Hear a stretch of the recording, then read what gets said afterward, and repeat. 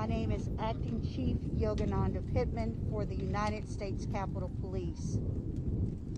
It is with a heavy heart that I come here this afternoon to shed some light on the incident that occurred at the United States Capitol. The supplemental guard has arrived at South Syracuse. At approximately 1:02 hours this afternoon, a suspect entered what we refer to as the north barricade of the Capitol. The suspect rammed his car into two of our officers and then hit the north barricade barrier. As such time, the suspect exited the vehicle with a knife in hand. Our officers then engaged that suspect. He did not respond to verbal commands. The suspect did start lunging toward U.S. Capitol Police officers, at which time U.S. Capitol Police officers fired upon the suspect. At this time, the suspect has been pronounced deceased. Two U.S. Capitol Police officers were transported to two different hospitals, and it is with a very, very heavy heart that I announce one of our officers has succumbed to his injuries. We are not able to release any information, names, age, date of birth, or anything of that nature at this time, because we still have to notify the next of kin.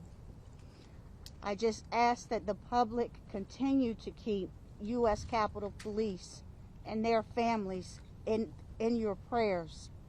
This has been an extremely difficult time for U.S. Capitol Police after the events of January 6th and now the events that have occurred here today. So I ask that you keep our U.S. Capitol Police family in your thoughts and prayers. At this time, I'm going to turn it over to the Metropolitan Police Chief, Mr. Robert Contee, for the Metropolitan Police Department's portion of this investigation. Thank you.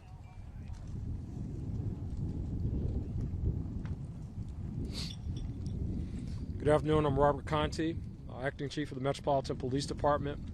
Our members responded to the U.S. Capitol today just after 1 o'clock p.m.